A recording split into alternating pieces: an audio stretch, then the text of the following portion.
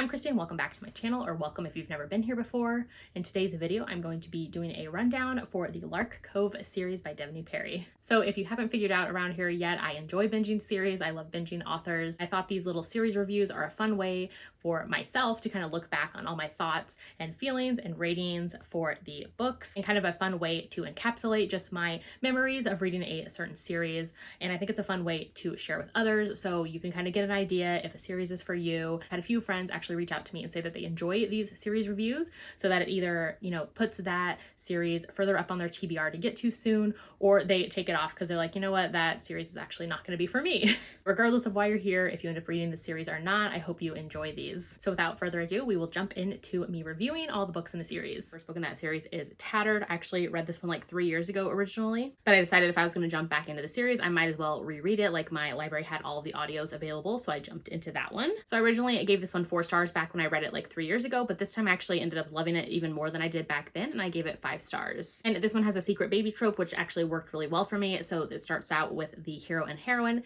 They first meet at like a bar in New York. After her shift ends, they end up going home together and spending like a night together. We cut to 6 years later, and they both find themselves in Montana. So Thea moved to Montana to kind of take care of the Lark Cove bar. She helps manage it and does all of that. And she's also a mom to her 6-year-old daughter named Charlie. Logan shows up. He is in town for work. His family's like super rich, and they're doing like a foundation thing where he goes and like purchases companies and helps them out and things like that. And so he's there to invest in a local like summer camp, and he ends up running into his daughter Charlie first. He doesn't realize who she is, and then later that day he goes to the bar and he sees Thea working there, and she's like, oh my god, like you're here, and also we have a daughter. So of course he was like super surprised at the news at first, but I liked how he quickly came around to it and really wanted to know his daughter and wanted her to love him and all of that. So like surprise pregnancies don't really work for me as well, but like secret baby trope I really enjoy, which that one is more like, one parent has been raising the child on their own and like the other parent doesn't know about it, and instead of like surprise pregnancy where within the story like, oh my god, I'm pregnant, things like that. I've seen Logan and Thea reconnect in this book. I liked how there was very little drama about their child. We find out that Logan has been trying to look for Thea for years after their, one night stand together at the bar, and he couldn't find her, not knowing that she left New York and came to Montana. I liked how Logan immediately believes and knows, like when he sees his daughter, he's like, she is my daughter. Like, there's no question, like he doesn't want a paternity test, like anything. There's no drama with like any of that. I liked meeting all the side characters in this one. I just really enjoyed Logan and Thea's like second chance romance. And then I liked that Thea is an artist as well, which all the covers for the series that come later on, like she actually paints those scenes and it's like mentioned within each of the couple's books, which I thought was super fun. Yeah, 5 stars for this one. Then I jumped into Timid, which is the second book in the Lark Cove series, and I gave this one 4 stars. So in this one, the heroine is Willa, and she's very shy and timid, hence the name of the book. And like she's always crushed on the hero. I really loved Willa and how sweet she was as a heroine, and I just wanted her to get like everything that she deserves. Willa was raised in Lark Cove, and she has been working as the director of the summer camp ever since Jackson moved to town when Willa was just 17, and she has been crushing on him. So for 9 years she's been pining for Jackson. And then Jackson, he works and runs the Lark Cove with Thea, the heroine from the first book. While Willa has always noticed Jackson, he has been like oblivious to her. Like he gets her name wrong, he doesn't even recognize her sometimes, like he's just kind of a mess. So one night when Jackson is going through some things, he's actually like high and drunk. Willa ends up finding him at a park, and he finally sees her for the first time and like knows her name. They share a kiss, and Willa's like, oh my god, like this is my moment, like I'm going to have him now.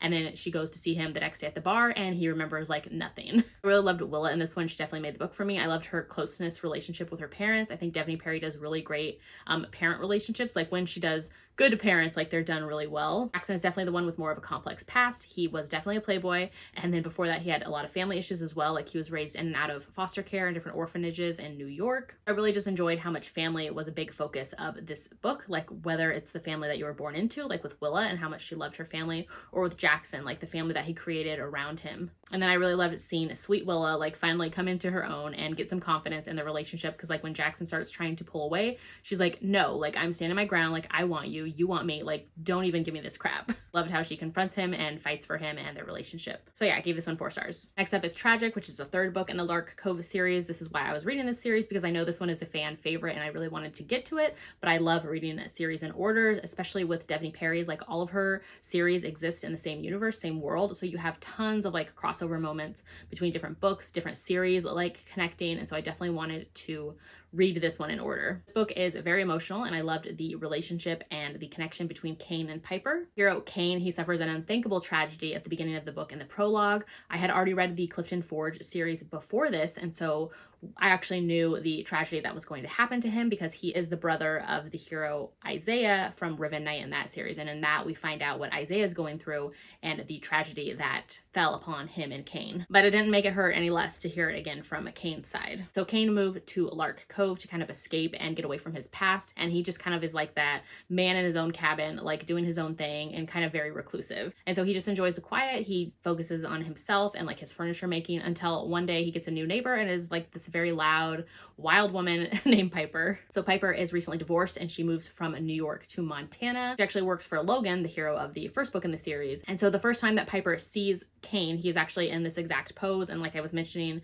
in the first book, like Thea is an artist. And so she paints all of these moments like that are captured on the covers of these books. And so this scene of Cain like down on his hands and knees with just, you know, his head in his hands is the first time that Piper sees him. So she's just like very taken with him and the whole scene and like can just tell he's like going through something, going through some grief. So Piper has been causing like a lot of noise around their cabins that they share next to each other. She's doing like renovations, and one day to come and argue over the property line, Cain marches over there to tell her like, you know, some of your stuff is on my side of the property, and they start arguing, but instead like all of a sudden they're kissing and like they immediately give into the physical chemistry they have, and like this is within like the second or third chapter of the book. So then Piper and Cain start enjoying this very like casual, no strings attached relationship. Over time they become friends as well, and then they have a lot to overcome with like the grief from their past and things happening in their present, just a lot of past demons that they have to confront together. Cain has so much to work through and heal through this story, so it was really heartbreaking but beautiful to see him find Piper and them work through that together. And I really just loved the way that Piper came into his life and made him feel and, you know, be alive again. And so yeah, 5 stars for tragic. So then I read Tinsel, which is the 4th book in the Lark Cove series, and I gave this one 4 stars. This book was probably my least favorite in the series just because of how great some of the other books are in the series,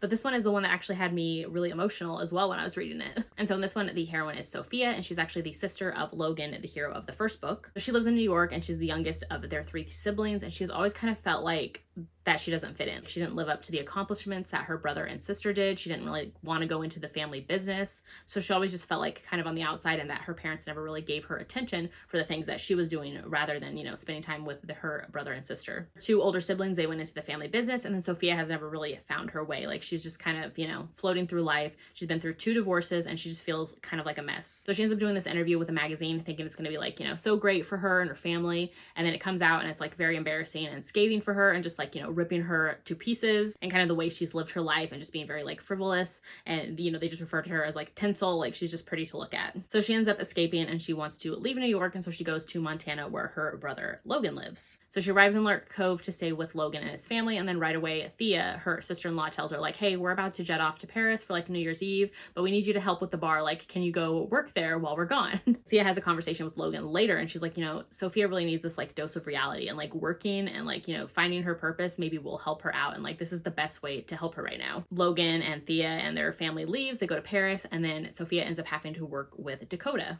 So Dakota is a bartender at the bar, and he is like very much not looking forward to having to babysit Sophia. And when he meets her, it's like very obvious like that she doesn't fit in. Like she's wearing heels, she's dressed up all fancy, and he's like, you know, you're gonna have to do like work, you need to sweep, you need to clean. Like she doesn't even know how to do chores. Then he quickly realizes that he misjudged her and there's a lot more to Sophia than meets the eye. He like right away sees through her insecurities, sees just how much potential she could have. And Sophia as well has a very like humbling moment of realizing, you know, I'm 32 and I have like nothing to show for my life. Like I've had no purpose, I have no skills.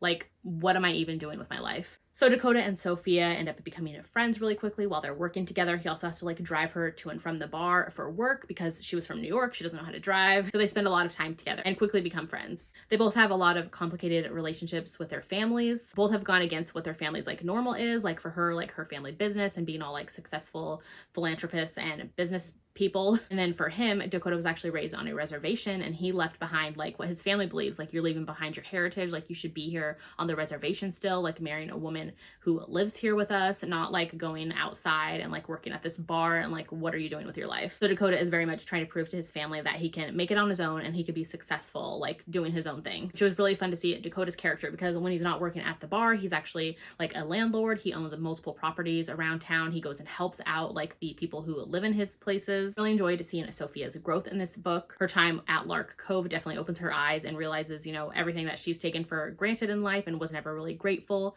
She finally finds like her own purpose, and she realizes while she's there like the things that are important and the things that she wants to change in her daily life. So like halfway through the book, she ends up going back to New York, and then I liked seeing the changes that she made and just like being aware of how she is to others and the way that she treats people. Dakota had a lot to work through with his family as well, which I liked to see to play out in this one. A lot of time passes in this book, and at times it definitely felt too long, but like again, the journey I was here for. So but yeah, 4 stars for this one, and I was glad that I read the entire series, which I am very excited for the 5th book, which I believe is a novella, and it's coming out in December, and it's called Timeless, and this is going to be with the other sister of Sophia and Logan, like their sister who lives in New York. I believe it is her romance. I'm very excited for that because we got a glimpse of their romance in Tinsel. So those are all the books out in the Lark Cove series so far. I'm excited to get to Timeless, the 5th book, and I believe the novella in the series, which comes out in December. Let me know in the comments if you've read this series before, maybe what some of your favorites in the series were, or kind of your hits or misses, or if you're planning to pick up the series, let me know that too. I love Devney Perry books. I swear I'm gonna make more than just Devney Perry series reviews, but I am just on a binge of her stuff right now. If you haven't done so yet, make sure to like and subscribe so you don't miss out on any of my future videos, and I'll see you in my next one.